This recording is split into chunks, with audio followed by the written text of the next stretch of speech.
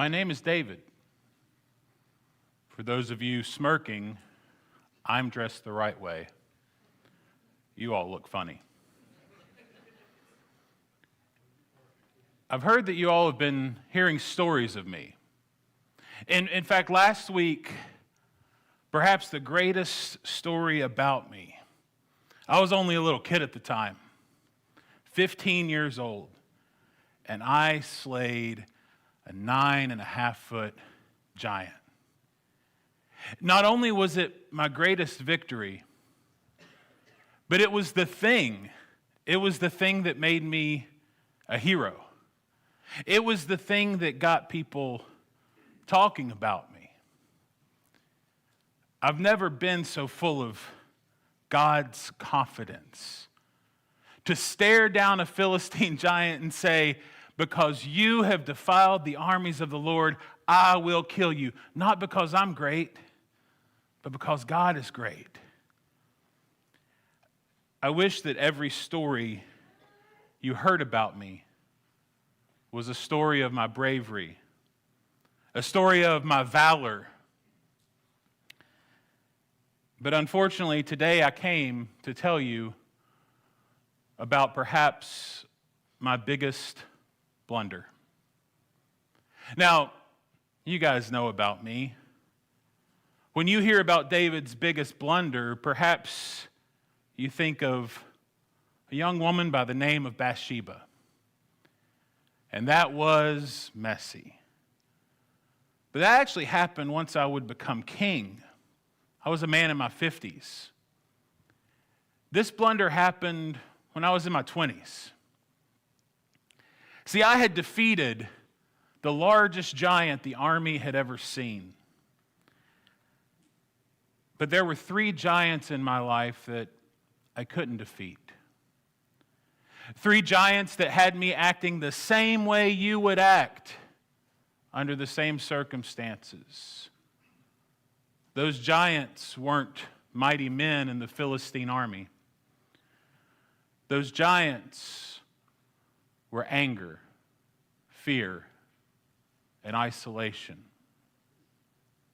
See, we can conquer our greatest enemies sometimes. But when those 3 giants stand before us, we often crumble. If you think back to your biggest mistake, your biggest blunder, I would venture to say a significant portion of the people in this room, it was because of anger or fear or just being isolated and alone. My stories mostly come from writings by a man by the name of Samuel. I like Samuel. He anointed me to be king. And he wrote most of a book I believe you all call 1 Samuel. When I slayed Goliath, I became instantly popular, instantly famous. In fact, women and children would sing songs about me. They would sing songs and they would compare me to the king at the time, King Saul. They would sing, Saul has struck down thousands, but David his 10,000s. I didn't hate that. They were comparing me to King Saul, a man who stood head and shoulders above everybody in our country, and yet somehow I was greater than he was. But do you know what happens when a young person gets a little too much fame, a little too much popularity, a little too quickly? It rarely ends well. I believe you have something in your culture similar. I think you call him Justin Bieber. When young people get popularity and fame too quickly and too fast, we rarely have the skills to cope with it. Regardless of how I was coping with my fame and notoriety, King Saul was having an even harder time with it. In fact, as all these people were singing my praises, Samuel tells us that Saul eyed me from that day on. I was a marked man. He was king, but he was so insecure. And it seemed like the more popular I got, the more insecure he got. Now, I've always fancied myself a bit of a musician. And so when Saul would get really stressed, I would play my harp for him. And sometimes it would calm him down. And so I would play music for Saul to kind of calm him down. But one day, Saul hurled a spear at me. He thought, I'll pin David to the wall. I was able to dodge and duck and dive twice. To further complicate my relationship with the king, I became best friends with his son Jonathan. I didn't pick Jonathan as my best friend, just like you didn't pick your best friend, but we just seemed to get each other. We just seemed to understand each other. We liked each other a lot. We loved hanging out. And me and Jonathan became best friends, and I don't know what was going on with Saul at the time. Maybe he believed that, keep your friends close, keep your enemies closer, because he tried to get me to marry one of his daughters, which I thought was weird for a man who hated me. But he told me, he said, here's my eldest daughter, Merab. I'll give her to you for a wife. Just be valiant for me and fight the Lord's battles. But deep down he was thinking, let not my hand be against him. Let the hand of the Philistines be against him. See, Saul knew if I was fighting the Lord's battles on his behalf, he was basically going to send me on suicide missions. Missions that normal men should never come back from. And then King Saul didn't have to suffer the scourge of killing the mighty David. I would just be another casualty of war. But I didn't want to marry Merab. I really didn't think I was good enough to be the son-in-law of the king. But that's before I met Michal. Michal was one of Saul's other daughters, and I liked her a lot. So Saul thought, let me give her to him, that she may be a snare for him, and the hand of the Philistines may be against him. Therefore Saul said to me a second time that you can be my son-in-law. And this time I took it because I didn't really have a thing for Merab, but Michal, I liked her a lot. It wasn't without hard work, though. In order to earn Michal's hand in marriage, Saul requested that I bring him 100 dead Philistines. Now, I won't tell you how I had to prove to Saul that I killed 100 dead Philistines, because in your culture it would seem very strange. But I've always been a bit of an overachiever. He asked for 100. I brought 200 because I'm David. There was constant tension, now not just between me and the king, but between me and my father-in-law. There was a story told around the dinner table, and the closer Jonathan and I got, the closer Michal and I got, the angrier Saul got. And finally, Saul stood up at the dinner table. He looked at his son Jonathan and he said, you son of a rebellious, perverse woman. Now keep in mind, Jonathan's mom was also at the dinner table. Do I not know you have chosen the son of Jesse? That's me. To your own shame and the shame of your mother's nakedness. For as long as the son of Jesse lives on the earth, neither you nor your kingdom shall be established. Therefore send and bring him to me, for he shall surely die. That may sound a little strange to you.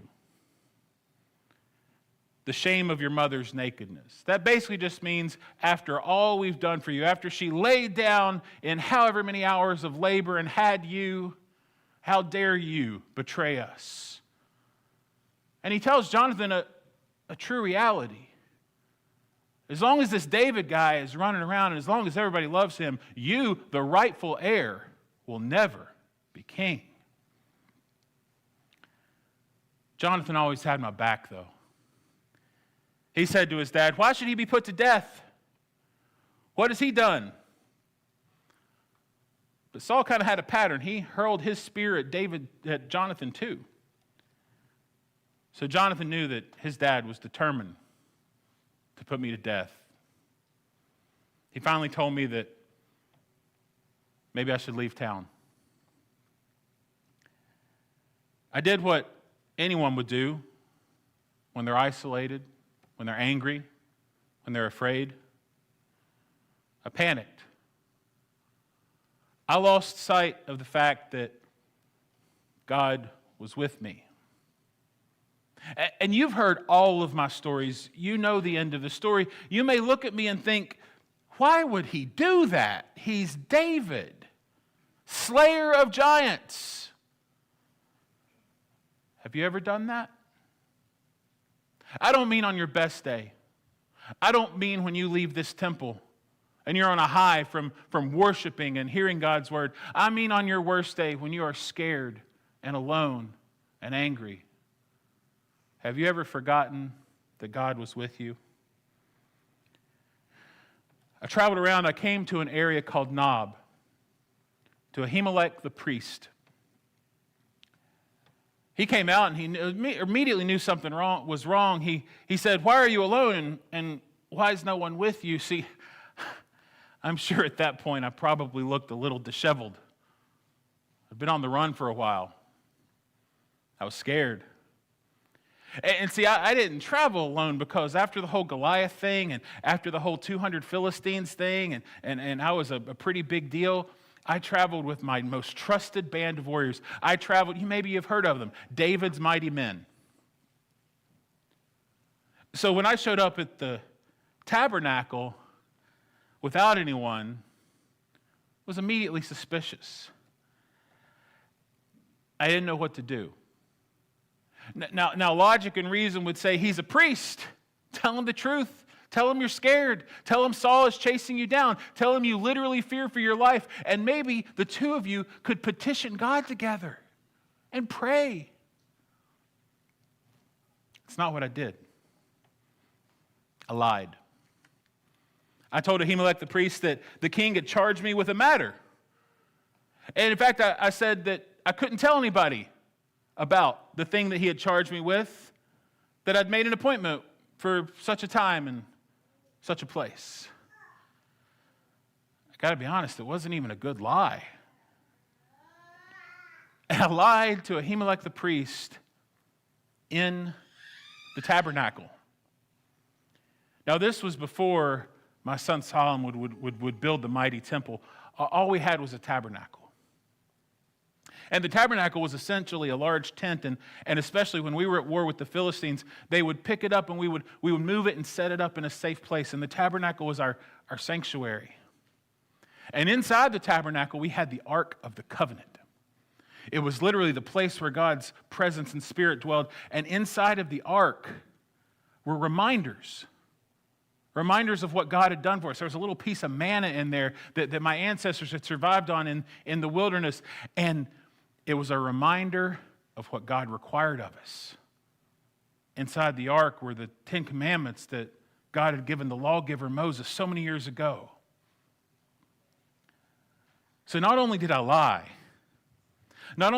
to a priest, I lied a stone's throw away from the very symbol that reminded us and commanded us not to lie. I asked Ahimelech, "What do you have on hand? Give me some bread, 5 loaves of bread, whatever you have here." I was so hungry. I'd been on the run for so long. And I got to say, he must have trusted me. Because my story didn't make sense. First, the mighty warrior who always traveled with mighty men showed up by himself looking disheveled. And now this great man, the king's very son-in-law, was hungry? traveling without provisions that would have never been, that just didn't make sense. But Ahimelech answered to me. He told me that he had no common bread, but there was holy bread, if the young men had kept themselves from women. Now, are any of you guys Jewish like I am? See, consecrated bread was a big deal. The priests would make bread every day in the tabernacle, and they would set it out as an act of worship, as a sacrifice to God. And the next day, the priests could eat the bread. But it was very special, and it was very sacred, and only certain people under certain times, consecrated in a certain way, what we would call ceremonially clean, only those people could eat the bread.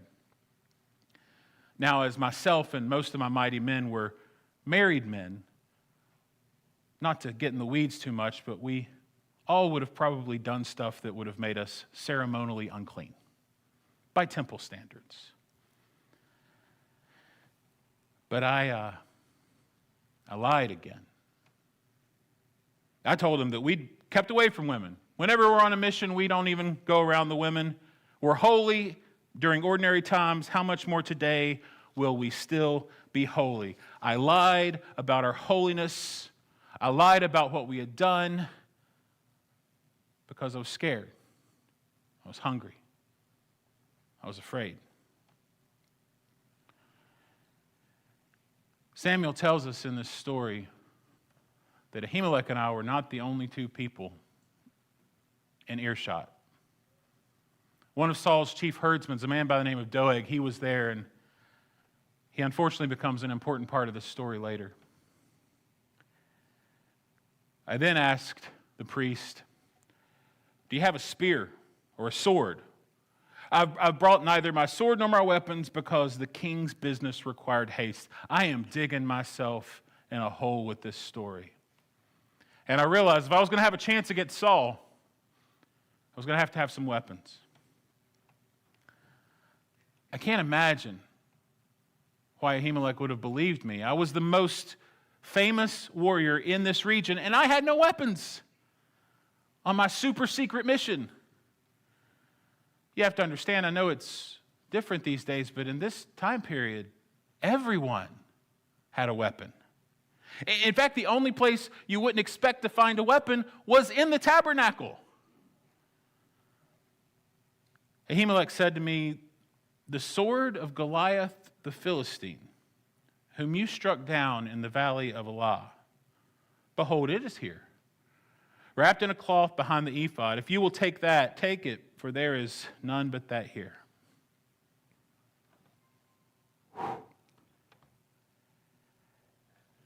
That sword was a symbol of my greatest victory. The symbol of when I became a hero. The symbol of that time in my life when I really trusted God.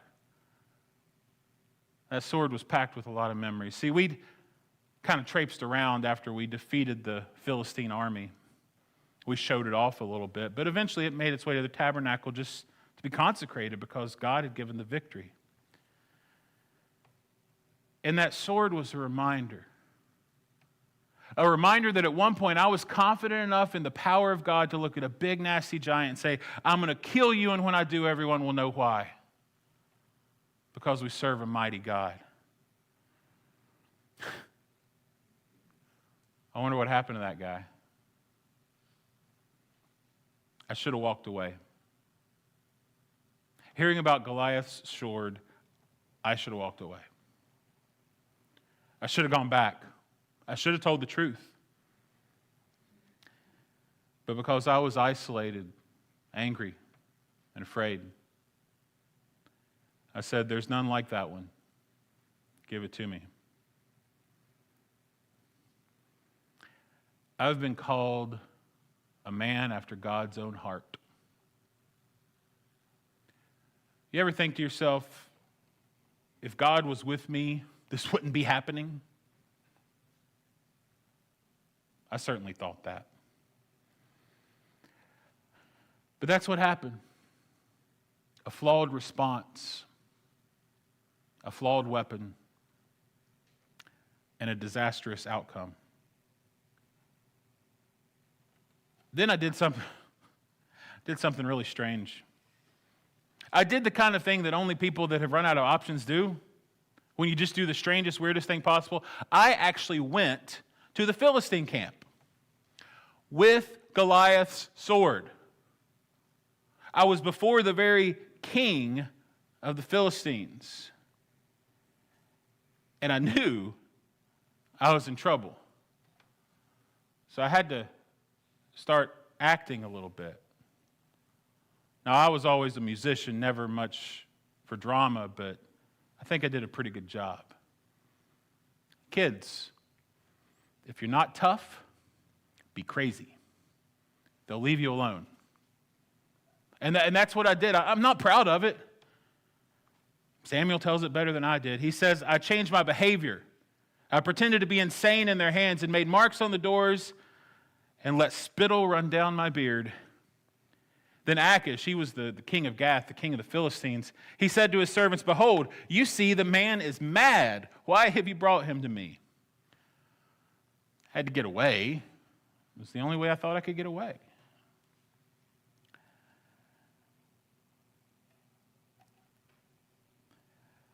I ran away, and I hid in a cave.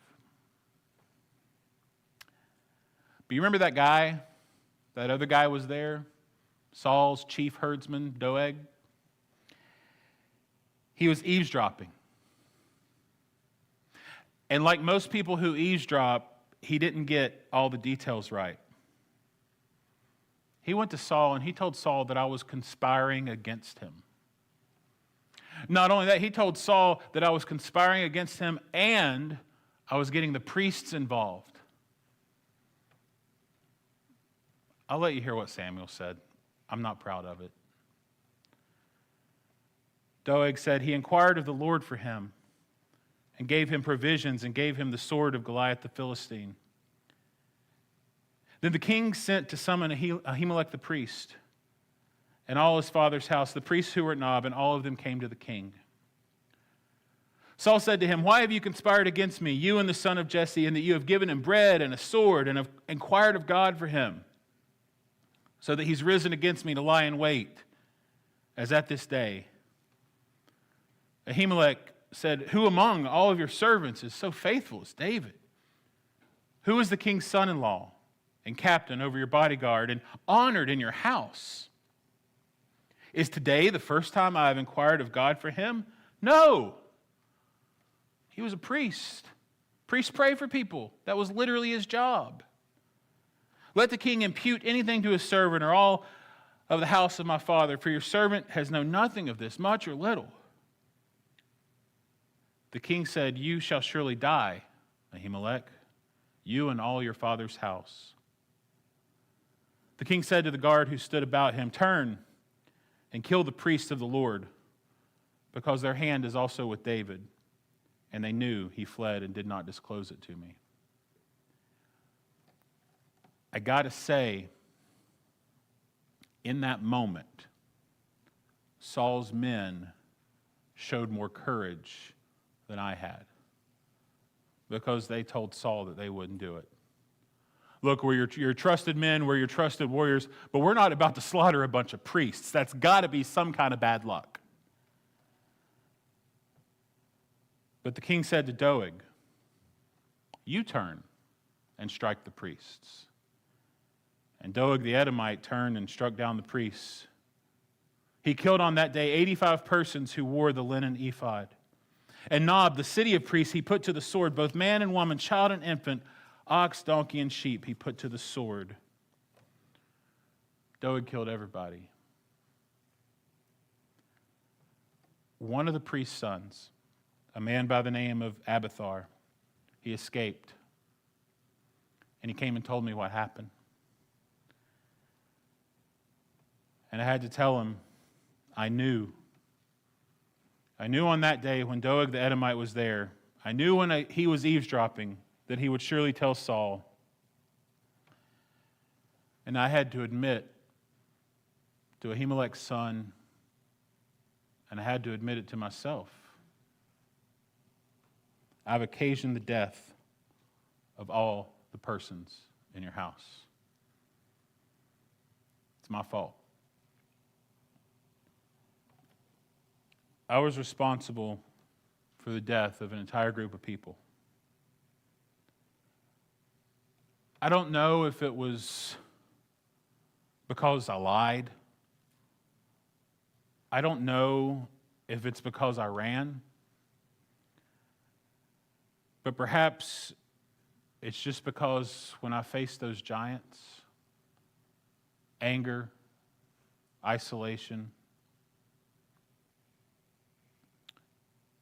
I didn't trust God. Facing those giants would have us all consider what we would never consider. Sometimes facing those giants of isolation and fear and anger, sometimes they would have us considering who we would never consider. But whose future hangs in the balance?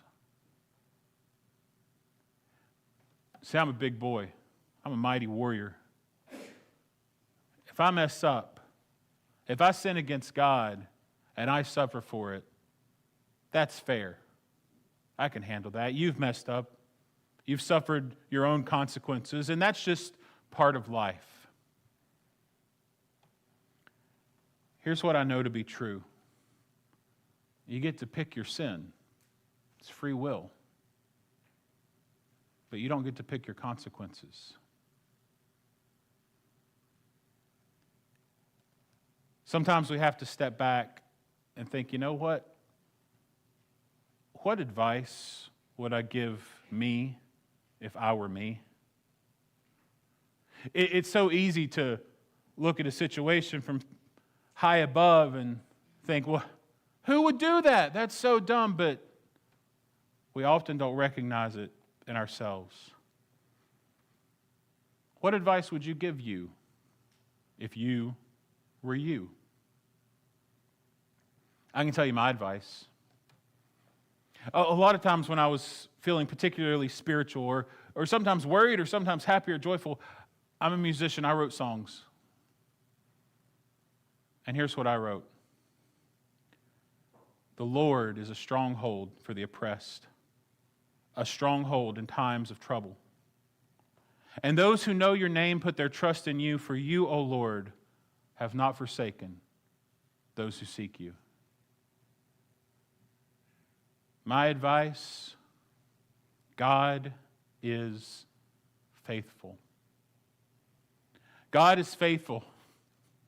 When you stand in front of that 9-foot giant and you speak boldly and you speak confidently and you slay the giant, God is faithful. But when those giants are too big, when you're angry, when you're isolated, when you're afraid, I promise you, God is still faithful. Don't lean on your own understanding. Don't do what I did. Don't lean on your own strength. Don't lean on your own cunning, your own wit. Lean on the stronghold. I said it many years ago, and it's still true today. God does not forsake those who seek Him. Thank you.